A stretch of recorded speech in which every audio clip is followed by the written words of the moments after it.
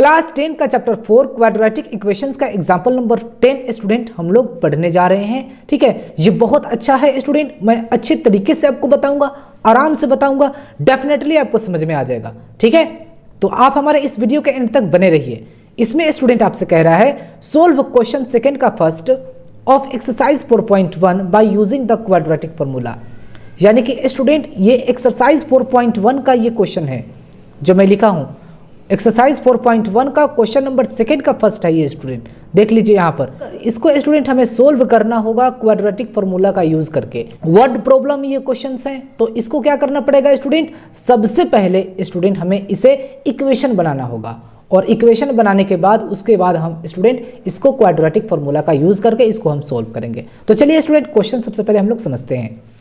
इसमें स्टूडेंट आपसे कह रहा है the area of a rectangular plot in 528 metre square. तो ये रेक्टेंगुलर प्लॉट है, ठीक है, जिसका एरिया कितना है स्टूडेंट 528 मीटर स्क्वायर दे रखा है। ठीक है, ये पूरा एरिया रेक्टेंगुलर प्लॉट का।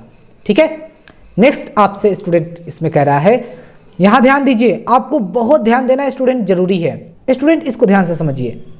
The length of the plot, यानी कि इस प्लॉट का जो लेंथ है स्टूडेंट, ठीक है, इन मीटर, यानी कि मीटर में है ये लेंथ, इन वन मोर, ठीक है, एक अधिक है, देन ट्वाइस, यानी कि दुगुना, इट्स ब्रेथ, यानी कि ब्रेथ से। तो मान लीजिए मेरा ब्रेथ क्या है, x है, ब्रेथ x है, तो ये ब्रेथ का क्या है स्टूडेंट, ट्वाइस है। तो ट्वाइस का मतलब यानी कि लेंथ मेरा ट्वाइस है, यानी कि 2x। ठीक है, फिर क्या कह रहा है स्टूडेंट, वन मोर, यानी कि एक अधिक है तो +1। समझ में आ गया स्टूडेंट, यानी कि ब्रेथ अगर x है तो स्टूडेंट आपसे क्या कह रहा है, ट्वाइस कह रहा है, तो 2x हो गया। ठीक है, मान लीजिए ये 2 है तो ये 4 है, ठीक है, ये 6 है तो ये 12 है, ये 9 है तो ये 18 है, ये 10 है तो ये 20 है, लेकिन ब्रेथ हमें खुद पता नहीं है तो ये x मान लिया, तो ये हो जाएगा मेरा 2x। ठीक है, फिर स्टूडेंट आपसे कह रहा है वन मोर, तो +1। ठीक है स्टूडेंट, समझ में आ गया, ये मीटर में है स्टूडेंट, पहले ही दे रखा है मीटर में। ठीक है, मैं स्टूडेंट आपसे ये बताना चाहूंगा कि मान लीजिए कि ये रेक्टेंगल है, ठीक है, इसमें आप समझिए अच्छे से, the length of the plot in metre in one more, यानी कि एक अधिक है, वन मोर, तो 1 मोर कह रहा है तो प्लस, देन ट्वाइस का मतलब दुगुना, इट्स ब्रेथ, यानी कि ब्रेथ से दुगुना है, तो ब्रेथ का अगर x है तो ये कितना हो जाएगा 2x। सिंपल यही तो होगा स्टूडेंट, तो वैसे ही मैं यहां लिख दिया हूं। समझ में आ गया आपको। अब नेक्स्ट समझते हैं स्टूडेंट। सबसे पहले स्टूडेंट इस वर्ड प्रॉब्लम वाले क्वेश्चन को हमें इक्वेशन बनाना होगा, उसके बाद ही हम इसको क्वाड्रेटिक फॉर्मूला का यूज करके इसको हम सोल्व कर सकते हैं। समझ में आ गया स्टूडेंट। तो चलिए हम लोग लिखते हैं यहां पर, तो लिखेंगे student let breadth of the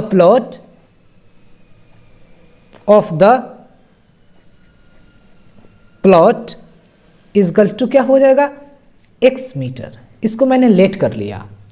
ठीक है, अब जो इसका आंसर आएगा, जो मैं फाइंड करूंगा, उसे मैं यहां लिखूंगा। समझ में आ गया स्टूडेंट। ओके, अब फिर नेक्स्ट समझते हैं स्टूडेंट, लेंथ लेट कर लेते हैं स्टूडेंट, लेंथ ऑफ द, ये तो ब्रेथ का है, तो ये लेंथ ऑफ द प्लॉट कितना दे रखा है स्टूडेंट, बताइए, लेंथ ऑफ द प्लॉट, यही तो है लेंथ, यानी कि ब्रेथ से दुगने से एक अधिक है, तो 2x + 1 मीटर। ओके, जो आंसर आएगा एग्जैक्ट में, ठीक है, x का वैल्यू यहां पुट करके हम आंसर लेके आ जाएंगे। तो मोस्ट इंपॉर्टेंट क्या है, मुझे x लाना। ठीक है, लेकिन स्टूडेंट इस क्वेश्चन में आपसे कह रहा है, यहां ध्यान दीजिए, the area of a rectangular plot in 528 metre square. तो हम यहां पर लिख सकते हैं area of rectangle, area of rectangle कितना दे रखा है स्टूडेंट, 528 मीटर स्क्वायर, इतना दे रखा है ना। ठीक है, इतना तो दिया गया है। तो अब हमें इसे क्या करना होगा, अब आप यहां ध्यान दीजिए, एरिया ऑफ रेक्टेंगल का क्या फॉर्मूला होता है? लेंथ इंटू ब्रेथ, याद रखिएगा, length into breadth equal to 528 metre square. बस ये मेरा ब्रेथ हो गया और लेंथ हो गया, दोनों दिया गया है। तो लेंथ कितना दे रखा है स्टूडेंट? तो लेंथ यही तो है मेरा, यही तो है मेरा स्टूडेंट लेंथ। तो 2x + 1, तो लिख सकता हूं यहां पर 2x + 1 इंटू ब्रेथ क्या दे रखा है स्टूडेंट? तो ब्रेथ मेरा x है, यहां भी x मैं लिया हूं, तो x इजकल टू 528, ठीक है, मीटर स्क्वायर। यहां तक समझ में आ गया स्टूडेंट? यहां तक क्लियर? अब नेक्स्ट समझते हैं स्टूडेंट। अब आप इसको मल्टीप्लाई कर दीजिए, तो x को 2x से आप मल्टीप्लाई कीजिएगा तो क्या हो जाएगा स्टूडेंट बताइए? 2x² प्लस x को आप 1 से मल्टीप्लाई कीजिएगा तो x 1 ज़ा x इजकल टू 528। समझ में आ गया स्टूडेंट? नेक्स्ट समझते हैं स्टूडेंट, 2x² प्लस x, और ये प्लस में है स्टूडेंट, इक्वल के बाहर है तो प्लस में है, अंदर आएगा तो माइनस 528 इजकल टू, इक्वल के बाहर कुछ नहीं बचा तो 0। ये इक्वल के अंदर आ गया तो माइनस का साइन दे दिए, प्लस वाले माइनस में, माइनस वाले प्लस में हो जाएंगे, याद रखिएगा स्टूडेंट, ठीक है। तो बाहर तो कुछ नहीं बचेगा तो 0 बच गया। समझ में आ गया स्टूडेंट यहां तक? अब स्टूडेंट हमें क्या कह रहा है, अब आप ध्यान दीजिए। अब ये इक्वेशन बन गया। मैं क्या कहा था आपसे कि जैसे इक्वेशन मुझे पता चल जाएगा, हम इसको क्या करना है, क्वाड्रेटिक फॉर्मूला का यूज करके इसको सोल्व करना है स्टूडेंट। तो क्वाड्रेटिक फॉर्मूला यानी कि x equal to -b plus minus root under d divide 2a, ये होता है फॉर्मूला, ठीक है, क्वाड्रेटिक फॉर्मूला। और मुझे हर चीज पता है, मुझे b भी पता है, a भी पता है, लेकिन हमें d पता नहीं है। तो सबसे पहले हमें d निकालना पड़ेगा। तो d का क्या फॉर्मूला होता है स्टूडेंट? डिस्क्रिमिनेंट, यानी कि d इजकल टू होता है स्टूडेंट bx² - 4ac। ओके, तो हम सबसे पहले d निकालेंगे स्टूडेंट। d इजकल टू हो जाएगा स्टूडेंट bx² - 4ac। तो b क्या है स्टूडेंट मेरा? तो ये देख लीजिए, यहां पर ध्यान दीजिए स्टूडेंट, मैं आपको बताना चाहूंगा a का वैल्यू क्या होगा। जो x² का जो कोफिशिएंट होता है वो हमारा a का वैल्यू होता है। तो x² का कोफिशिएंट क्या है स्टूडेंट? 2 है, तो a का वैल्यू क्या हो जाएगा? 2 हो जाएगा। b का वैल्यू क्या हो जाएगा स्टूडेंट? तो जो x का कोफिशिएंट होता है कुछ नहीं है तो 1 है, तो 1 हो जाएगा। और c क्या है स्टूडेंट मेरा? तो c होते हैं कॉन्सोनेंट, यानी कि -528। यहां तक आपको समझ में आ गया? तो याद रखिएगा आप, ax² plus bx plus c, x² के कोफिशिएंट को a कहते हैं, x के कोफिशिएंट को b कहते हैं, और c मेरा कॉन्सोनेंट होता है। लेकिन इसमें क्या है, निगेटिव में है, तो मैंने निगेटिव ही ले लिया, निगेटिव भी लीजिएगा, ठीक है, याद रखिएगा। यहां तक आपको समझ में आ गया? तो b मेरा क्या है स्टूडेंट? 1 है, तो आप लिख दीजिए 1 का x² -4 फॉर्मूले का इंटू a क्या है स्टूडेंट मेरा? तो 2 इंटू c कितना है स्टूडेंट मेरा? तो c है -528, तो -528। यहां तक समझ में आ गया स्टूडेंट? तो 1 का x² 1, माइनस और माइनस क्या हो जाएंगे स्टूडेंट? प्लस, और ये सारे को आप मल्टीप्लाई कीजिएगा स्टूडेंट, तो कितने आएंगे पता है? 4224 होंगे। दोनों को जोड़ दीजिए तो कितने होंगे? 4224 है ये, तो 24 और 1 25, यही हो जाएंगे। समझ में आ गया? यानी कि d का वैल्यू क्या आ गया स्टूडेंट मेरा? यानी कि डिस्क्रिमिनेंट आया है स्टूडेंट मेरा 4225। यहां तक आपको पता चल गया। अब आपको क्वाड्रेटिक फॉर्मूला यूज करना है, और फॉर्मूला ये होता है आपका, ठीक है। तो quadratic formula x equal to -b plus minus root under d divide 2a। यहां तक आपको पता चल गया स्टूडेंट? यहां तक। अब नेक्स्ट देखते हैं स्टूडेंट, x इजकल टू, ये माइनस है साइन, तो माइनस का साइन होगा। b क्या है स्टूडेंट मेरा बताइए? तो b क्या है स्टूडेंट मेरा? 1, यहां लिखा हुआ है ना 1, तो यहां पर लिखेंगे हम 1 प्लस माइनस, तो plus minus root under d कितना आया है स्टूडेंट मेरा? 4225, तो लिखेंगे 4225। यहां तक पता चल गया।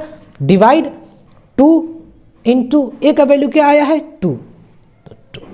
ओके स्टूडेंट, यहां तक आपको पता चल गया। अब नेक्स्ट समझते हैं स्टूडेंट, यानी कि x इजकल टू क्या हो जाएंगे बताइए, -1। ओके, 4225 का स्टूडेंट अगर आप फैक्टर निकालिएगा तो कितने होंगे पता है आपको, बताइए। ये हो जाएंगे स्टूडेंट 65, याद रखिएगा आप, ठीक है। 4225 का अगर आप फैक्टर निकालिएगा 5 से तो स्टूडेंट कितने आएंगे 65 आएंगे, तो मैंने 65 लिख दिया, ठीक है। रूट भी हट जाएंगे, यानी कि यूं समझ लीजिए स्टूडेंट कि 65 का एक स्क्वायर ही होते हैं स्टूडेंट, कितने हो जाएंगे 4225। देख लेते हैं, 65 से मल्टीप्लाई आप कर दीजिए, आपको पता चल जाएगा, ठीक है। 65 5 से 25 का 5 करिए 2, 5 6 30 और 2 32, 6 5 30 0 करिए 3 36 39, 5 2 1 आ गया स्टूडेंट। तो हम इसका मतलब क्या हुआ स्टूडेंट, 35 का स्क्वायर का मतलब स्क्वायर से रूट कैंसिल, तो 65 बच गया, तो 65 को मैंने यहां लिख दिया। डिवाइड का साइन देंगे, 2 2 ज़ा 4। यहां तक स्टूडेंट पता चल गया आपको, अब तो कोई दिक्कत नहीं है। अब आप आराम से कर सकते हैं इसको, देख लीजिए ध्यान से। अब ये बहुत आसान हो गया, तो x इजकल टू क्या हो जाएंगे बताइए, तो -1, एक बार आप प्लस ले लीजिए, प्लस 65 डिवाइड 4, ठीक है। और दूसरी बार माइनस ले लीजिएगा, आपके इसके दो आंसर आएंगे, ठीक है। तो पहले मैंने प्लस ले लिया, तो अब देख लीजिए स्टूडेंट x इजकल टू क्या हो जाएंगे, 65 में से 1 घटाइएगा तो क्या बचेगा स्टूडेंट 64 डिवाइड 4, यानी कि x इजकल टू कितने आ गए 16, ठीक है स्टूडेंट। तो ये तो समझ में आता है 16 हो गया। नेक्स्ट समझते हैं स्टूडेंट, प्लस मैंने लिया था, अब स्टूडेंट हमें क्या लेना होगा, तो अब हमें माइनस वाला लेना है, तो x इजकल टू -1 ये वाला, फिर माइनस ये, माइनस फिर 65 डिवाइड क्या है फिर 4, यानी कि कितने हो जाएंगे स्टूडेंट, माइनस माइनस माइनस का साइन दोनों को जोड़ेंगे तो 66 डिवाइड 4। अब ये स्टूडेंट पता है क्या आ गया, अब ये निगेटिव में आ रहा है, निगेटिव में आ रहा है ना स्टूडेंट।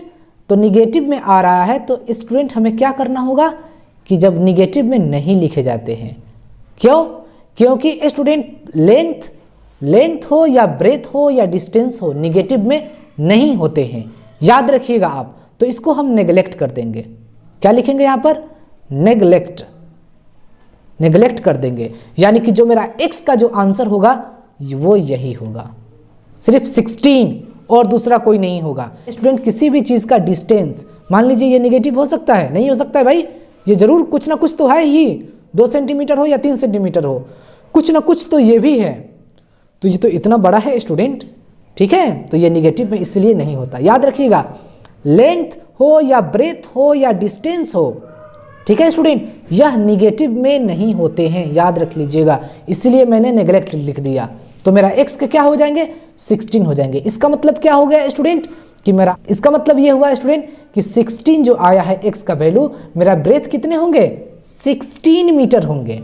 तो यहाँ पर x मेरा कितना आया है 16 आया है, तो 16 मीटर हो जाएंगे, मेरा ब्रेथ हो जाएगा। तो लेंथ कितने हो जाएंगे स्टूडेंट, तो 2 × 16 + 1 इजकल टू 16 2 ज़ा 32, 32 और 1 33 मीटर हो जाएंगे, आपके लेंथ हो जाएंगे। समझ में आ गया स्टूडेंट। तो यही आपके दो आंसर हो गए, एक ये हो गया 33 मीटर और दूसरा हो गया 16 मीटर। ठीक है स्टूडेंट, ब्रेथ मेरा हो जाएगा 16 मीटर और लेंथ हो जाएगा मेरा स्टूडेंट 33 मीटर। समझ में आ गया।